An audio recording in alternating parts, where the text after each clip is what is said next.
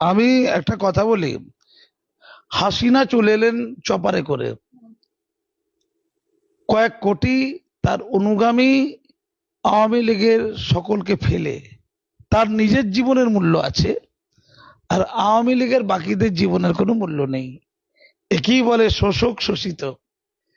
উনি আমাকে বলছিলেন, বাংলাদেশ আমি দেখেওছি, আমি একটু আগে যেটা বলছিলাম, ওনার ঘরের পিয়নের কাছ থেকে 400 কোটি টাকা পাওয়া গেছে। উনি নিজে বলছিলেন, লজ্জা পাচ্ছিলেন বলতে, যে পা থেকে পাতা পর্যন্ত দুর্নীতিগ্রস্ত। এবারে যে নির্বাচনটা হয়েছে, লোকসভা ইলেকশন, ওখানে মানে জাতীয় নির্বাচন, যেটা প্রত্যেকটা এমপি হয় স্বজন পোষণ, নাহলে লুটের টাকা ঘুষ দিয়ে হচ্ছে, ঘুষ দিয়ে। আমি নিজে তার প্রমাণ, আমার কাছে প্রমাণ আছে তার। স্বৈরাচার বলতে যদি উত্তর দেন স্বৈরাচার কি, আমি আপনাকে একটা ছোট্ট উদাহরণ দিলে অবাক হয়ে যাবেন। আমি যখন পদ্মা সেতুটা উদ্বোধন হলো বছর 2 আগে, আমি সহস্ত্রীক বাংলাদেশে বেড়াতে গিয়েছিলাম। ঢাকা থেকে যাচ্ছিলাম বরিশালে, লক্ষ্য ছিল কারে করে যাচ্ছিলাম, পদ্মা সেতুটা দেখবো, ওইটা দিয়ে যাবো। পদ্মা সেতু ওঠার আগে হঠাৎ করে দেখলাম 1 কিলোমিটারের বেশি জায়গা নিয়ে গাড়ি আটকে আছে জ্যামে। জানলাম কি ব্যাপার, না হাসিনার ছেলে, বড় ছেলে না কি ছেলে যাই না, জয় নাম তার, সে আমেরিকায় থাকে, সে নাকি পদ্মা সেতু দেখতে এসেছে। তখন বেলা 11টা বাজে, অফিস আবার। হাসিনা তার দলবল নিয়ে তাকে পদ্মা সেতু দেখাচ্ছে, গাড়িকে জ্যাম করে, গাড়ি আটকে প্রায় 1.5 ঘন্টা গাড়ি আটকে ছিল। আমি অন্য কথা বলছি, ভারতবর্ষের প্রধানমন্ত্রী এতটা উন্মাদ হয়ে যায়নি যে আমাদের দ্বিতীয় হুগলি সেতু বা হাওড়া ব্রিজ 1.5 ঘন্টা আটকে রেখে তার পরিবারের কোন লোককে ব্রিজ দেখাবে। এমন হয় না। কাউকে যদি ব্রিজটা দেখাতে হয় 5-7 মিনিটের মধ্যে ছেড়ে দেওয়া উচিত। অ্যাম্বুলেন্স দাঁড়িয়ে আছে, লোক কাঁদছে।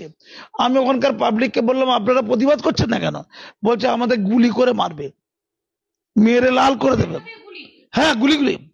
কথায় কথায় স্বৈরাচার। আমি তখন গাড়ি থেকে নেবে পুলিশ অফিসারদের বললাম যে আমি ভারত থেকে এসেছি, এই যে আটকে রেখেছে তার ছেলেকে শুধুমাত্র এন্টারটেনমেন্ট করার জন্য। মানুষের জীবনের কোনো মূল্য নেই, সময়ের কোনো মূল্য নেই।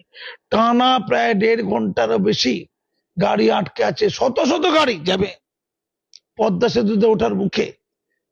আমি বললাম যে ভারত থেকে আমি এসেছি, ভারতের আমি একজন পদ্মশ্রী অ্যাওয়ার্ডী সম্মানী ব্যক্তি দেশের, আমার গাড়ি দাঁড়িয়ে আছে, আপনারা একটু জানান তাকে, হাসিনার দলবলকে জানান যারা ভেতরে বসে আছে, আটকে রেখেছে গাড়ি। তা বলে আমরা জানি যে স্যার আপনাকে একটু সময় করে একটু দাঁড়াতে বলেছে। 10-15 মিনিট পরে অবশেষে ওরা গাড়ি ছাড়লো এবং ওরা বলল আপনার বলাতে একটু কাজ হয়েছে। আমাকে প্রচুর লোক ধন্যবাদ দিল, দাদা আপনি যদি না থাকতেন আমাদের আরো বেশিক্ষণ দাঁড়িয়ে থাকতে হতো। দুনিয়া দেখেছেন, তার ছেলেকে পদ্মা সেতু দেখানোর জন্য 1.5 ঘন্টা গাড়িগুলোকে দাঁড় করিয়ে রেখে শত শত গাড়ি কি ফুর্তি হচ্ছে? স্বৈরাচার কাকে বলে আমি সেই দিন দেখেছিলাম। তিনি যে বলেছেন ছেলে মেয়ের জন্য আমি কিছু করি, আরে কোটি কোটি টাকা লুট। তার বিরুদ্ধে সবচেয়ে বেশি অভিযোগ আছে দুর্নীতি। শুনে নিন এটা। আজকে যে ঘটনা ঘটলো, কত কম জ্ঞান দেখুন। এই যে পরিবারতন্ত্রের কথা বলা হয়, এটা পরিবারতন্ত্রের কুফল। বঙ্গবন্ধু মুজিবুর রহমানের যে মর্যাদা, তাকে ধূলিসাৎ করলো। কিভাবে ধূলিসাৎ করলো? যে ঘটনা ঘটেছিল, ওই আরুক মুন্সি সাহেব বলছিলেন এটা তুচ্ছ ঘটনা ছিল ফোড়া করে দিল ক্যান্সার। ছাত্ররা যখন সংরক্ষণ ইস্যুতে কিছু দাবি করেছে, তাদের বলতে পারত যে তোমাদের দাবিটা হাইকোর্টে বাতিল হয়েছে, সুপ্রিম কোর্টে আমি দ্রুত দাবিটা তুলবো, বিবেচনা করার জন্য আমি বলবো, তোমরা এত উত্তেজিত হও না। তোমাদের যে সংরক্ষণের যে তুলে দেওয়ার দাবি আমি তো 2018 সালে মেনেছি, কিন্তু সংরক্ষণ, ওই মুক্তিযোদ্ধা পরিবারের কিছু লোক হাইকোর্ট থেকে সংরক্ষণের দাবিকে আবার জাগরিত করেছে। আমি সুপ্রিম কোর্টে গিয়ে এটা মূল্যায়ন করতে বলবো। বলেছে? বলেনি। আবু শহীদকে মনে পড়ে? অল্প বয়সে 17-18 বছরের যুবক, তরুণ তাজা, সে শুধুমাত্র সংরক্ষণ বাতিল চেয়েছিল।